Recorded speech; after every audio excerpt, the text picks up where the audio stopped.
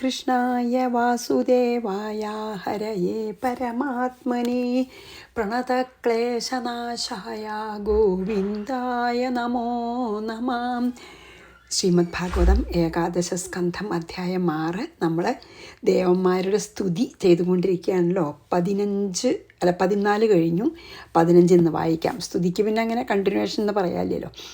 അസ്യാസി ഹേതുരുദയസ്ഥിതി സംയമാനാമവ്യക്തജീവ മഹതാമപി കാലമാഹു സോയം ത്രിനാഭിരഖിലാപചയേ പ്രവൃത്തഃ കാലോ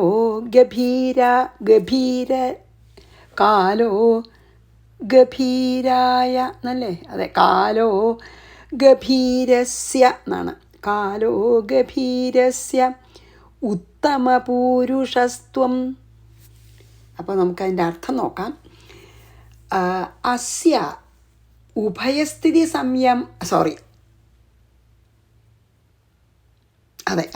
അസ്യ ഉഭയസ്ഥിതി സംയമാനം ഹേതു അസി.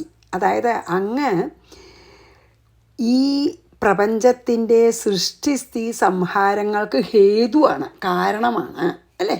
നമ്മൾ കണ്ടുല്ലോ. അതെ, സൃഷ്ടി സംഹാരങ്ങളൊക്കെ കാരണം ഭഗവാനാണെന്ന് പറയാനില്ല അതിൻ്റെ പിന്നിലത്തെ ശക്തി. പിന്നെയോ അവ്യക്ത ജീവ മഹതാ അഭി.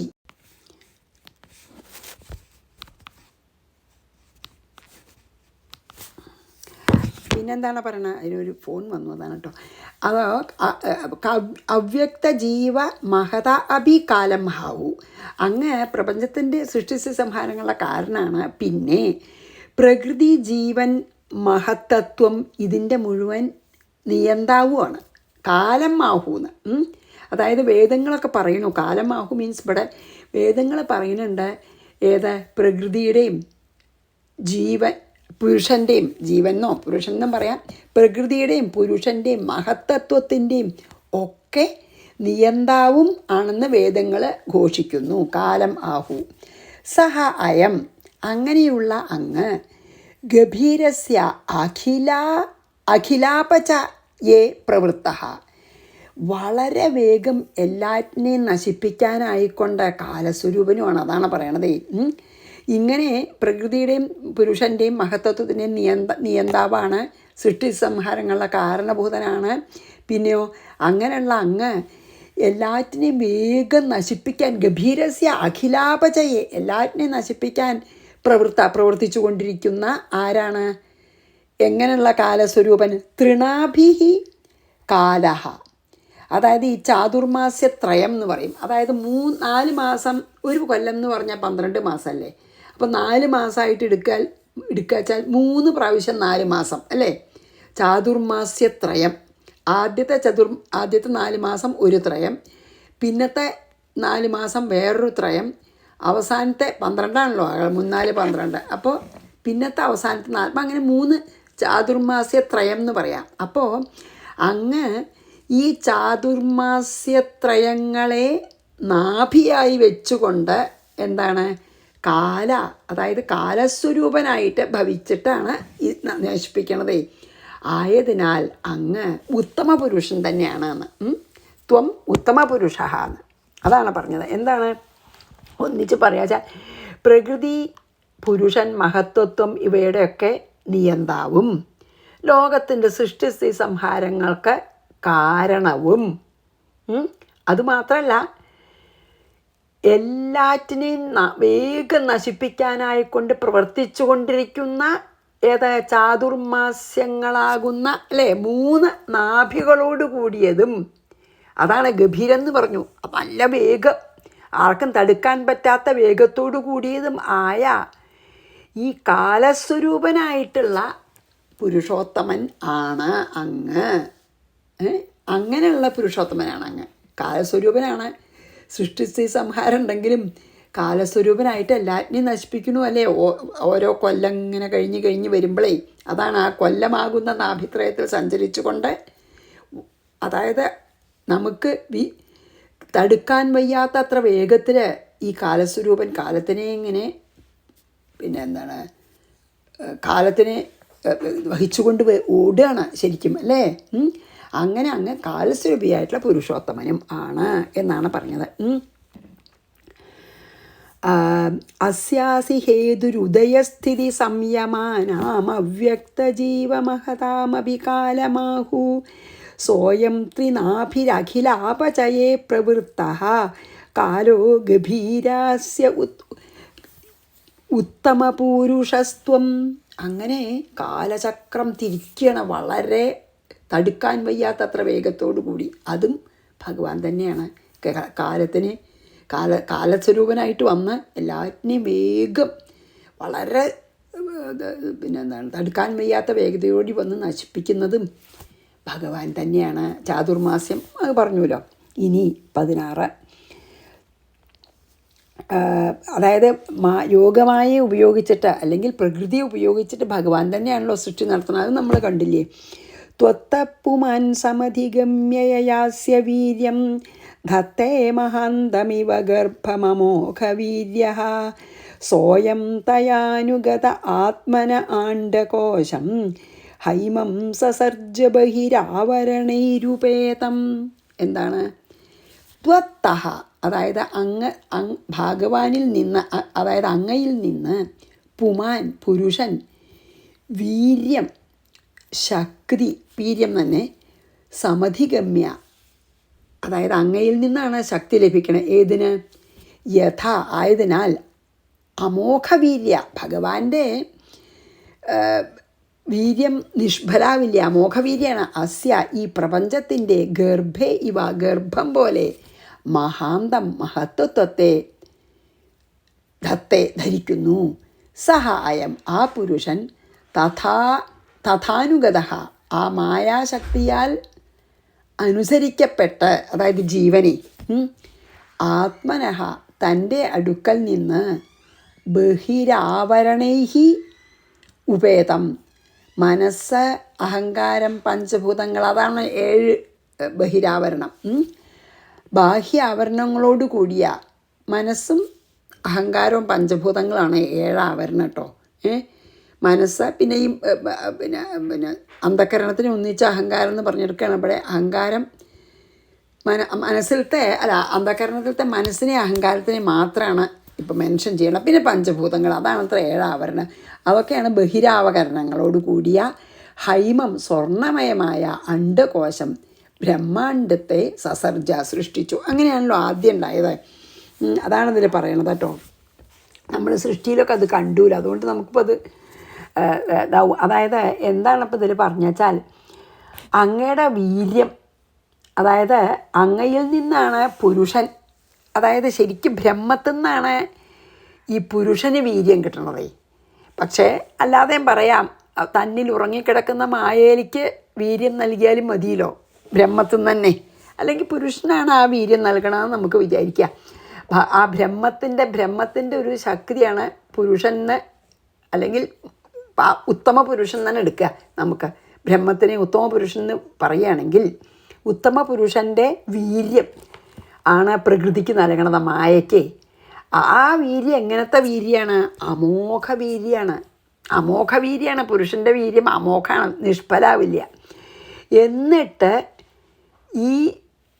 അത് മായയ്ക്കങ്ങോട്ട് നൽകുമ്പോഴാണ് ഈ നമ്മൾ കണ്ടൂരോ, ത്രിഗുണങ്ങളും സന്തുലിതാവസ്ഥയിലാകുമ്പം സൃഷ്ടി ഒന്നും നടക്കണില്ല. അപ്പം ഭഗവാൻ ലീലകളാണെന്ന് തോന്നണ സമയത്ത് ഈ ഉത്തമ പുരുഷൻ അല്ലെങ്കിൽ പുരുഷോത്തമൻ തൻ്റെ വീര്യം, അമോഘമായിട്ടുള്ള വീര്യം ഈ മായയിലേക്ക്, പ്രകൃതിയിലേക്ക് നൽകുകയാണ്. അപ്പം മായ വളരെ ശാന്തമായിട്ടിരിക്കുകയാണ്, സന്തുലിതാവസ്ഥയിലാണ് 3 ഗുണങ്ങളും. അപ്പോൾ ഈ 3 ഗുണങ്ങളുടെ സന്തുലിതാവസ്ഥ നഷ്ടപ്പെടും, ഈക്വലിബ്രിയം നഷ്ടപ്പെട്ടിട്ട് മായ ആജിറ്റേറ്റഡ് ആവും. അങ്ങനെയാണ് മഹത്തത്വം പിരിയണത് അല്ലേ. പാലിൽ നിന്ന് വെണ്ണ വിറവിരിയുന്ന പോലെ പിരിഞ്ഞു. അപ്പോൾ എന്താ അതിൽ പറഞ്ഞ വെച്ചാൽ, ആ മഹത്തത്വമാണ് ശരിക്കും ബീജം എന്ന് പറയാൻ വേണമെങ്കിൽ. ഈ ജഗത്തിൻ്റെ ബീജം മഹത്തത്വമാണ്. അതായത് ഈ സത്വരജസ്തമോ ഗുണങ്ങൾ മായയിൽ നിന്ന് വേർപിരിഞ്ഞ് ആദ്യമായി ഉണ്ടാവുന്നതാണ് മഹത്തത്വം. അതുകൊണ്ട് ബീജമാണെന്ന് പറയാം. അതിനെയാണ് ഈ പ്രകൃതി ഉപയോഗിക്കണത്, മായ ഉപയോഗിക്കണത്. എന്നിട്ട് പിന്നെ ഈ പുരുഷനിൽ നിന്ന് ലഭിച്ച ശക്തി ശക്തി ലഭിച്ച ഈ മഹത്തത്വം 7 ആവരണങ്ങളോട് കൂടിയിട്ടുള്ള ബ്രഹ്മാണ്ടത്തെ സൃഷ്ടിച്ചു എന്ന്. അങ്ങനെയാണ്. എന്താണ് 7 ആവരണം എന്നും പറയാം. എന്താ? മനസ്സ്, പിന്നെ അഹങ്കാരം, പഞ്ചഭൂതങ്ങൾ. അങ്ങനെയാണ് ഈ സൃഷ്ടി ഉണ്ടായതെന്ന് പറയണം. എല്ലാം തുടങ്ങിയത് ഈ പുരുഷോത്തമനിൽ നിന്നാണ്. പുരുഷോത്തമന് ലീലകളാണെന്ന് തോന്നിയപ്പോൾ പുരുഷോത്തമൻ തൻ്റെ അമോഘ വീര്യം തന്നിൽ ഉറങ്ങിക്കിടക്കുന്ന പ്രകൃതിയിലേക്ക് നിക്ഷേപിച്ചു. അപ്പം പ്രകൃതി ക്ഷോഭിച്ചു. എന്നിട്ട് ഈ പ്രകൃതിക്ക് കൊടുത്ത വീര്യം കൊണ്ടാണ് ക്ഷോഭിച്ചിട്ട് മഹത്തത്വം വേർപിരിയണം ഈ പ്രകൃതിയിൽ നിന്ന്. ആ മഹത്തത്വത്തിന് നമുക്ക് ബീജമായിട്ട് കരുതാം. പിന്നെ ആ മഹത്തത്വമാണ് പിന്നെ ഈ ബ്രഹ്മാണ്ടത്തിനെ സൃഷ്ടിക്കണം. കുറേ സ്റ്റെപ്സ് ഉണ്ട്, അതൊക്കെ നമ്മൾ പറഞ്ഞതല്ലേ, ഞാൻ പറയണില്ല. ബ്രഹ്മാണ്ടത്തിൽ നിന്നാണ്, പിന്നെ ഈ മഹത്വത്തിൽ നിന്നാണ് ഹോൾ ബ്രഹ്മാണ്ടം, 7 ആവരണങ്ങളോട് കൂടിയ ബ്രഹ്മാണ്ടം ഉണ്ടായത്. ഏതാ 7 ആവരണങ്ങളെന്ന് നമ്മൾ പറഞ്ഞു. ഓക്കെ, ഇനി നമുക്ക് 16 വായിച്ച് 17ലേക്ക് പോവാം. ത്വത്തപ്പുമാൻ സമധിഗമ്യയാസ്യ വീര്യം തത്തേ മഹാന്തമിവ ഗർഭമമോഘവീര്യ സോയം തയാനുഗത ആത്മന ആണ്ഡകോശം ഹൈമം സസർജ ബഹിരാവരണൈരുപേതം. അതായത് സ്വർണ്ണ നിറത്തിലുള്ള ആ പിണ്ഡം അല്ലേ? അങ്ങനെയാണല്ലോ ബ്രഹ്മാണ്ടം സ്വർണ്ണ നിറത്തിൽ. പിന്നെ അതിനെയാണല്ലോ 14 ലോകാക്കി വിഭജിച്ച് വിരാട് പുരുഷൻ എല്ലാറ്റിലും നിറഞ്ഞു നിൽക്കണം വിരാട് പുരുഷനായത്. ആ വിരാട് പുരുഷൻ്റെ യൂണിവേഴ്സൽ സോള് ആത്മാവാണ്, ഹിരണ്യഗർഭൻ ആദ്യത്തെ ബ്രഹ്മാവെന്നൊക്കെ നമ്മൾ ആദ്യം സൃഷ്ടിയിൽ കണ്ടുല്ലോ. ഇനി 17. എന്നാൽ അതെന്നാൽ ഭഗവാൻ ചോദിക്കുകയാണ്, ഓക്കെ, ഞാൻ ഇങ്ങനെയൊക്കെയുള്ള പുരുഷോത്തമനാണെന്ന് നിങ്ങൾക്ക് എങ്ങനെ മനസ്സിലായി എന്ന് ചോദിച്ചു വെച്ചാൽ അതിൻ്റെ ഉത്തരമാണ് അടുത്ത്. ഇങ്ങനെ സ്തുതിക്കുമ്പോഴേ അങ്ങനെ ചോദിച്ചിട്ടില്ല ഭഗവാൻ. പക്ഷെ ഇങ്ങനെയൊക്കെ പറയുമ്പോൾ ഭഗവാൻ ചോദിക്കുകയെന്ന് വിചാരിച്ചോളൂ ദേവന്മാരോടെ, ഓക്കെ, ഞാൻ ഇങ്ങനെയൊക്കെയുള്ളൊരു മഹാപുരുഷനാണ്, അമോഘ വീര്യമുള്ള മഹാപുരുഷനാണെന്ന് നിങ്ങൾക്ക് എങ്ങനെ മനസ്സിലായി എന്ന് ചോദിച്ചാൽ, തത്തസ്ഥുഷശ്ച ജഗതശ്ച ഭവാനധീശോ യന്മായയോത്ഥ ഗുണവിക്രിയയോപനീതാൻ അർത്ഥാൻ ജുഷന്നഭി ഹൃഷീകപതേ നലിപ്തോ യേന്യസ്വത പരിഹൃതാദ് അഭിബിഭ്യതി സ്മഹ. നമുക്കർത്ഥം നോക്കാം. തദ് അതുകൊണ്ട്, തസ്തുഷ തസ്തുഷം വെച്ചാൽ സ്ഥാവരമായത്, അതായത് ഇമ്മൊബൈൽ, അചരം എന്ന് നമ്മൾ പറയുമല്ലോ, ചലിക്കണതാണ് ചരം. തസ്തുഷു പറഞ്ഞാൽ അചരം എന്നോ ഇമ്മൊബൈൽ എന്നോ സ്ഥാവരം എന്നൊക്കെ പറയാം.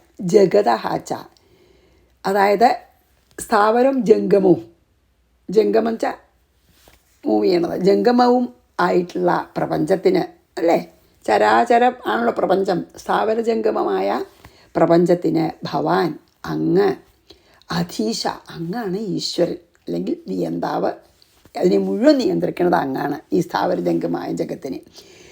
ഹൃഷീകപതേ പിന്നെ ഇന്ദ്രിയങ്ങളുടെ അധിപതിയാണ് ഭഗവാൻ. ഹൃഷീകേശൻ എന്നുള്ള പേരന്നെ അതുകൊണ്ടാണ്, ഇന്ദ്രിയാധിപനായതുകൊണ്ടാണ്. അങ്ങനെ ഇന്ദ്രിയങ്ങൾക്ക് അധിപനായിട്ടുള്ള ഹേ ഭഗവാനെ, യത് എന്തുകൊണ്ടെന്നാൽ മായയോത്ഥ ഗുണവിക്രിയയോപനീതാൻ മായ കാരണം ഉണർത്തപ്പെട്ട ഇന്ദ്രിയവൃത്തികളാൽ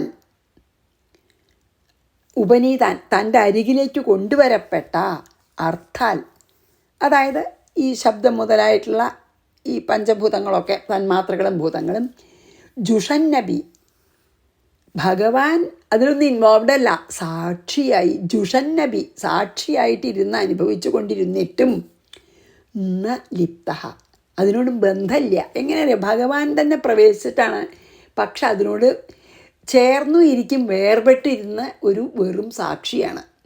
ഭഗവാന്റെ ശക്തി കൊണ്ടാണ് ഉണ്ടായതൊക്കെ, പക്ഷേ ആ പുരുഷൻ മാറി നിൽക്കുകയാണ്.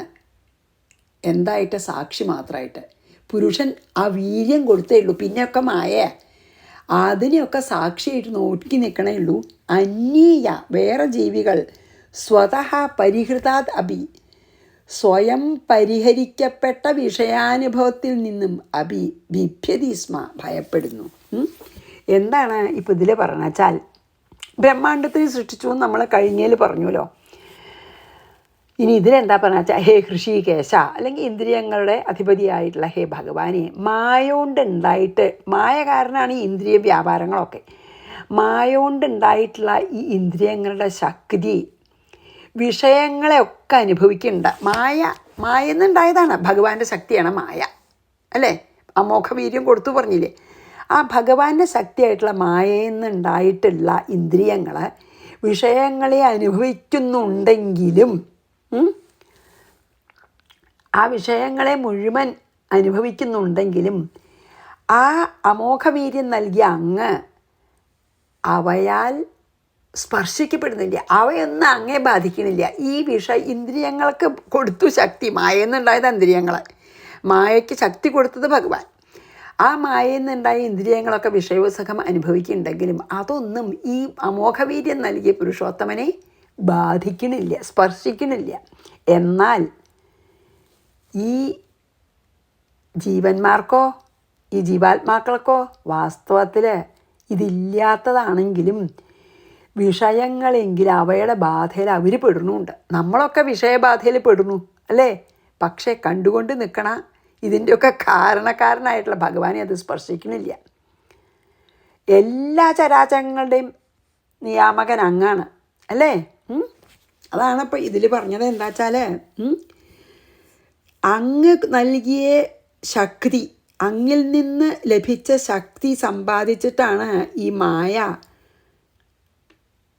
ഇന്ദ്രിയങ്ങൾക്കൊക്കെ ശക്തി കിട്ടിയത്. എന്നിട്ട് ഇന്ദ്രിയങ്ങളൊക്കെ വിഷയങ്ങൾ അനുഭവിച്ചിട്ടും അതിന് കാരണക്കാരനായ അവിടുന്ന് അതിനാൽ സ്പർശിക്കപ്പെടുന്നില്ല. അതുകൊണ്ട് അവിടുന്ന് ശരിക്ക് പറയാച്ചാൽ ഈ സ്ഥാവരജംഗമമായിട്ടുള്ള ഈ ലോകത്തിൻ്റെ മുഴുവൻ നിയന്താവാണ്, എല്ലാ ലോകത്തിൻ്റെയും അങ്ങ് നിയന്താവാണ്. അതായത് മറ്റ് ജീവികൾക്കൊക്കെ ഈ വിഷയഭോഗം അവരൊക്കെ അങ്ങൊഴിച്ച് എല്ലാവരെയും ഈ വിഷയസുഖം അല്ലെങ്കിൽ വിഷയഭോഗങ്ങൾ ബാധിക്കുന്നുണ്ട്. എല്ലാവരും ഈ വിഷയഭോഗത്തിൽ നിന്ന് ഭയപ്പെടുകയാണ്. അതായത് വാസന കൊണ്ട് അവരെല്ലാം ബദ്ധരായിത്തീരുന്നുണ്ട്. ഭഗവാനില്ല. എത്ര ഭോഗം അനുഭവിച്ചാലും ഭഗവാനും ബദ്ധനല്ല. അതുകൊണ്ട് തന്നെ മനസ്സിലാക്കാം അങ്ങ് ഇതിനൊക്കെ അതീതനാണ്. അതുകൊണ്ടാണ് അങ്ങ് ഉത്തമ പുരുഷനാണ് ഞങ്ങൾ പറഞ്ഞത്. അങ്ങ് ഇതിനൊക്കെ അതീതനാണ്, സംശയമില്ല. കാരണം ഇവിടെ ജനിച്ച ബാക്കി ജീവികളൊക്കെ ഈ വിഷയഭോഗത്തിന് അടിമപ്പെട്ടവരാണ്. അല്ലെങ്കിൽ അവർക്ക് ആ ഭയമുണ്ട്, എപ്പോഴും ഭയമുണ്ട്. ഭോഗം അനുഭവിക്കും, അത് കഴിയുമോ പേടി. ഈ ഇന്ദ്രിയങ്ങളെ കൊണ്ട് എന്താ ബുദ്ധിമുട്ടെന്ന് വെച്ചാൽ ഇന്ദ്രിയങ്ങളെ കൊണ്ട് വിഷയസുഖം അനുഭവിക്കുമ്പോൾ അതൊക്കെ ശരിയാണെന്ന് നമുക്ക് തോന്നുന്നുണ്ട്. അപ്പം അത് നഷ്ടപ്പെടും എന്നുള്ള ഭയം. എന്നാൽ ഈ വിഷയഭോഗങ്ങളൊക്കെ മായെന്ന് വന്ന് നമ്മളൊക്കെ അത് അനുഭവിക്കേണ്ടി വരുന്നുണ്ട്. പക്ഷേ ഇതിനൊക്കെ കാരണക്കാരനായ ഭഗവാനെ അത് സ്പർശിക്കുന്നേയില്ല. അതുകൊണ്ട് തന്നെ നമുക്ക് മനസ്സിലാക്കാം ഭഗവാൻ ഇതിനൊക്കെ അതീതനാണ്. അല്ലെങ്കിൽ ഈ സ്ഥാവരജംഗമങ്ങളടങ്ങിയ ഈ പ്രപഞ്ചത്തിന് മുഴുവൻ നിയന്താവ്. പറഞ്ഞില്ലേ ഇന്നലെ മൂക്ക് കയറിട്ട കാളകളെ പോലെയാണ് എല്ലാവരും.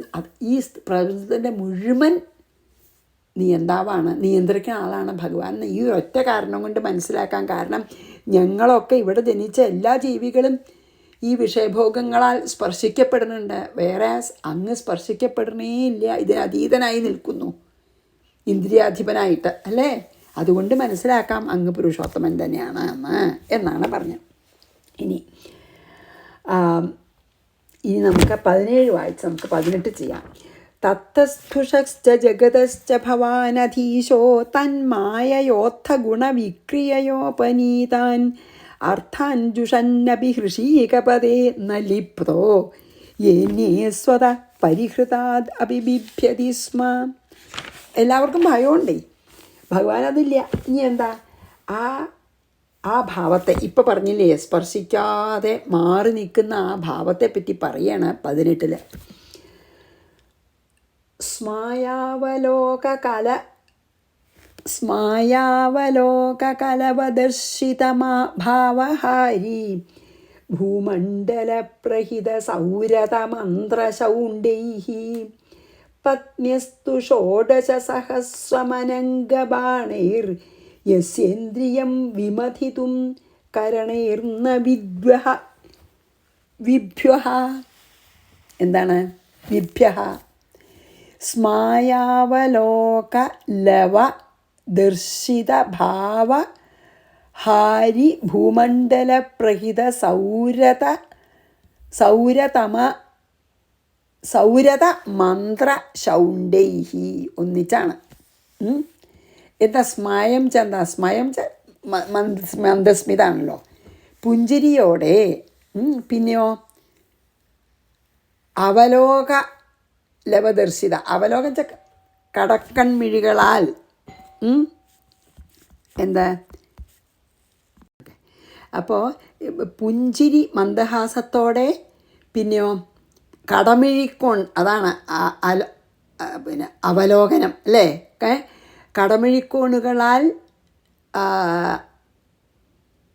കൊണ്ട് മനോഹരമായ ഈ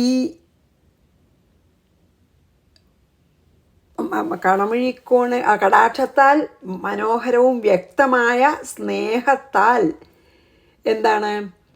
മനോഹരമായ പുരികത്താൽ അയക്കപ്പെട്ട അനംഗബാണൈഹി മീൻസ് ഈ കാമദേവൻ്റെ അമ്പുകളാൽ മന്ത്രിക്കപ്പെട്ടതുമായ, എന്താണ്? കരണൈഹി യസ്യ ഇന്ദ്രിയം വിമഥിതും ന വിഭ്യ. അതായത് എന്താണ് ഇതിൽ പറയണമെന്ന് വെച്ചാൽ, അത് വളരെ ഇതായിട്ട് പറഞ്ഞെടുക്കുകയാണ്. എത്ര ഭഗവാന്റെ മാഹാത്മ്യത്തിനെ പറ്റി പറയുകയാണ്. അതായത് മന്ദഹാസം കലർന്ന കടാക്ഷം കൊണ്ടും വളരെ വളരെ മനോഹരമായ ഈ പുരികക്കൊടികളുടെ ഇളക്കം കൊണ്ട് പ്രകാശിച്ചിരിക്കുന്നതുമായ ഈ പിന്നെ എന്താണ് പ്രേമ സന്ദേശങ്ങൾ, പ്രേമഭാവവും പ്രേമ സന്ദേശങ്ങളോടെ അയക്കപ്പെട്ട എന്ത് കാമദേവൻ്റെ അമ്പുകൾ കൊണ്ടും കാമദേവനാൽ പ്രേരിതമായ ചേഷ്ടകൾ കൊണ്ടും, അതായത് ഈ വളരെ പിന്നെ സ്നേഹഭാവങ്ങളൊക്കെ കാണിക്കുക, ശൃംഗാരം, അതായത് കാമദേവനാൽ പ്രേരിതമായ ശൃംഗാര നാട്യങ്ങൾ കൊണ്ടും 16,000 പത്നിമാർ എത്ര ശ്രമിച്ചിട്ടും അവർക്ക് അങ്ങയുടെ മനസ്സിനെ ഇളക്കാൻ കഴിഞ്ഞിട്ടില്ല. അപ്പം പിന്നെ പിന്നെ അലിപ്തെന്ന് പറയാണ്ട പറ്റുമോയെന്നാണ്. അതായതാണ് മുമ്പ് പറഞ്ഞില്ലേ ഒന്നും ബാധിക്കണില്ല എന്ന്.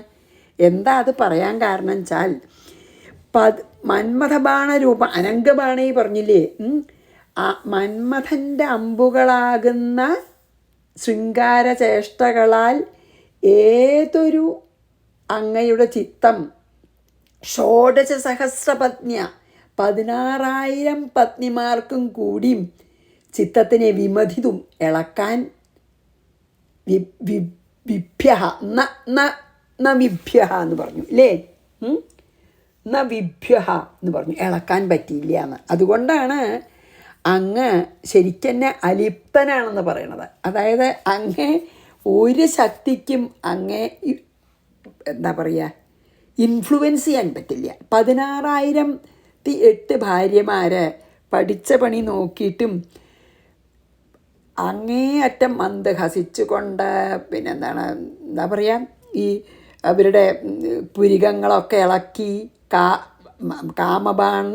അതായത് കാമദേവനാൽ പ്രേരിതമായിട്ടുള്ള ശൃംഗാര ചേഷ്ടകളൊക്കെ കാണിച്ച് വളരെ സ്നേഹത്തോടു കൂടിയിട്ടുള്ള കടാക്ഷങ്ങളൊക്കെ അങ്ങയുടെ നേർക്ക് അയച്ചിട്ടും ഒക്കെ പലതരത്തിലുള്ള കാമകലകളെ കൊണ്ട് അവർ അങ്ങയുടെ ചിത്തത്തിനെ ഇളക്കാൻ ശ്രമിച്ചിട്ടും സാധിച്ചില്ല. എത്രയോ 16,008 ഭാര്യമാർക്ക് അല്ലേ, അല്ലെങ്കിൽ 16,108 എന്താ വെച്ചാൽ അത് പറയാം. അങ്ങനെ ഉള്ള അങ്ങ് തീർച്ചയായിട്ടും അലിപ്തൻ തന്നെയാണ് എന്ന് പറഞ്ഞാൽ അങ്ങ് ഒന്നിനും ഇൻഫ്ലുവൻസ് ചെയ്യാൻ പറ്റില്ല, അതിനൊക്കെ അതീതനാണ്.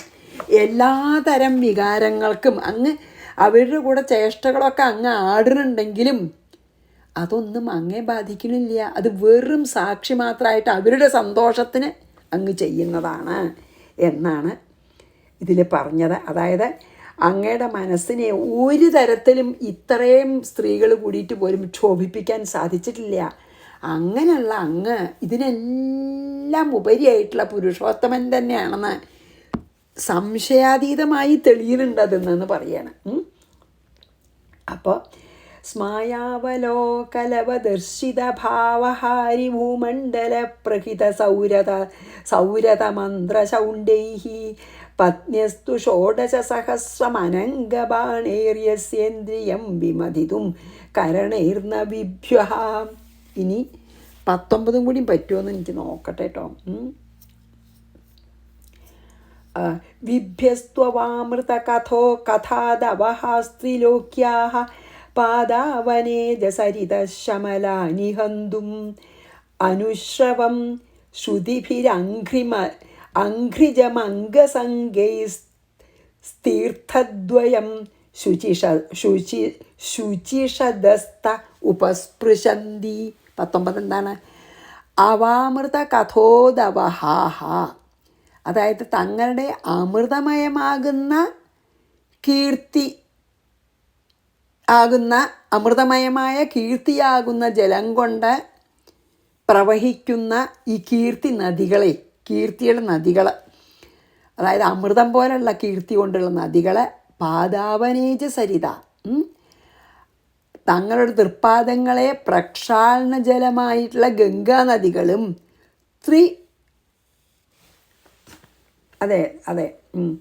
ത്രിലോക്യാഹ ശമലാനി ഹന്തും വിഭ്യഃ, അതായത് ഈ അവിടുത്തെ അമൃതമയമാകുന്ന ഈ ജലത്തെ വഹിക്കുന്ന അതായത് അങ്ങയുടെ ലീലകളെ, ജലത്തെ വഹിക്കുന്ന കീർത്തിയാകുന്ന നദികളും പിന്നെയോ അങ്ങയുടെ പാദതീർത്ഥം തന്നെയായ ഗംഗാ നദികളും, ഗംഗ മുതലായ നദികളും അങ്ങയുടെ പാദതീർത്ഥാണല്ലോ. ഈ 3 ലോകങ്ങളുടെ മുഴുവൻ പാപങ്ങളെയും നശിപ്പിച്ച് ശുദ്ധീകരിക്കുന്നു ഇല്ലേ? അങ്ങയുടെ കീർത്തി, അങ്ങയുടെ അമൃതമയമായുന്ന കീർത്തി നദികളും അങ്ങയുടെ പാദതീർത്ഥമാകുന്ന മറ്റും ഗംഗയെപ്പോലുള്ള മറ്റു നദികളും ഈ ത്രിലോകങ്ങളെയും ശുദ്ധീകരിക്കുന്നു. ശുചിഷാഹ അനുശ്രവം ശ്രുതിഭിഃ അംഘ്രിജം അംഗസംഗൈഃ, അതായത് ഈ തീർത്ഥദ്വയം ഉപസ്പൃശന്തി, അതായത് അവനവൻ്റെ ആശ്രമത്തിൽ അല്ലെങ്കിൽ സ്വന്തം ധർമ്മങ്ങൾ, സജ്ജനങ്ങൾ ഈ വേദപ്രസിദ്ധമായ കീർത്തി നദിയെ, അതായത് നല്ല സജ്ജനങ്ങൾ, അതായത് സ്വന്തം ധർമ്മമൊക്കെ അനുഷ്ഠിക്കുന്ന സജ്ജനങ്ങൾ ഈ വേദത്തിൽ പോലും പറഞ്ഞിട്ടുള്ള കീർത്തി നദിയെ, അങ്ങയുടെ ലീലകളാൽ അമൃതമയമായ കീർത്തി നദിയെ എങ്ങനെ അംഗജം അംഗസംഗൈ അനുശ്രവം, അതായത് കേട്ടുകൊണ്ട് ശ്രവണം ചെയ്തും ശ്രീപാദതീർത്ഥമായിട്ടുള്ള ഈ ഗംഗാ നദികളെ അതിൽ കുളിച്ചും, അതായത് കഥകളെ കേട്ടും ഈ തീർത്ഥങ്ങളിൽ കുളിച്ചും അല്ലെങ്കിൽ ആചമനം ചെയ്തുമൊക്കെ സേവിക്കുന്നു എന്നാണ് ഇതിൽ പറഞ്ഞത്. ഒക്കെ വെറും സ്തുതിയാവുകൊണ്ട് ഭഗവാന്റെ മാഹാത്മ്യം ഇങ്ങനെ പറയാണ് കേട്ടോ. അങ്ങടെ അപ്പോൾ നമ്മൾ കഴിഞ്ഞ പ്രാവശ്യം അങ്ങയുടെ മനസ്സിനെ ഇത്രയും സ്ത്രീകൾക്ക് പോലും മഥിക്കാൻ സാധിച്ചില്ല എന്ന് പറഞ്ഞു. ഇനി പറയുകയാണ് അങ്ങയുടെ അമൃതകഥകളാകുന്ന ജലം നിറഞ്ഞ ഈ കീർത്തി നദികളും ആ കീർത്തി നദികളിലത്തെ വെള്ളം എന്താ? കീർത്തി നദികളിലത്തെ വെള്ളമാണ് അങ്ങയുടെ അമൃതകഥകളാകുന്ന ജലം. അതായത് കീർത്തി നദികളിലത്തെ വെള്ളമാണ് അങ്ങയുടെ അമൃതമയമാകുന്ന കഥകളാണ് ആ കീർത്തി നദിയിലത്തെ വെള്ളം. അത് മാത്രമല്ല, പാദതീർത്ഥം ആണ് ഈ ഗംഗ മുതലായിട്ടുള്ള പുണ്യനദികളൊക്കെ. ഇതൊക്കെ ഈ ത്രിലോകങ്ങളുടെ പാപങ്ങളെ മുഴുവൻ നശിപ്പിച്ച് ശുദ്ധീകരിക്കാൻ സമർത്ഥാണ്. ഈ കീർത്തി നദിയെ കാതുകൾ കൊണ്ടും, കീർത്തി നദി ഇപ്പം എന്താ? ഭഗവാന്റെ യശസ്സും ലീലകളുമാണ്. അതിനെ നമ്മൾ കാതുകൊണ്ട് കുടിക്കണം. അതുപോലെ കാതുകൊണ്ടാണ് കുടിക്കുക. പിന്നെയോ പാദതീർത്ഥമായിട്ടുള്ള ഗംഗാനദിയിലൊക്കെ നമ്മൾ കുളിക്കുകയും അതിനെ സേവിക്കുകയും അത് ആചമനം ചെയ്യുകയൊക്കെ ചെയ്യുക. രണ്ടും അത്രയും ശുദ്ധീകരിക്കുന്നതാണ് എന്ന് പറഞ്ഞ് നമുക്ക് ഇന്ന് ഇവിടെ നിർത്താം. അതായത് ഈ കീർത്തി നദികളെ, എന്താ കീർത്തി നദിയിലത്തെ വെള്ളം? ഭഗവാന്റെ കഥകൾ.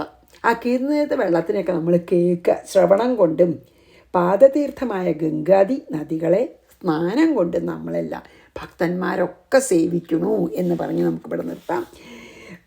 വിഭ്യസ്ത്വവാമൃത കഥോദവഹാസ്ത്രിലോക്യാഃ പാദാവനേജ സരിത ശമലാനി ഹന്തും അനുശ്രവം ശ്രുതിഭിരഘ്രിജമംഗസംഗൈസ്തീർത്ഥദ്വയം ശുചിഷതസ്ത ഉപസ്പൃശന്തി. തീർത്ഥദ്വയം എന്ന് പറഞ്ഞാൽ കീർത്തി നദി, സാധാരണ നദി, അത് എല്ലാവരെയും ശുദ്ധീകരിക്കണമെന്ന് പറഞ്ഞ് ഇവിടെ നിർത്താം.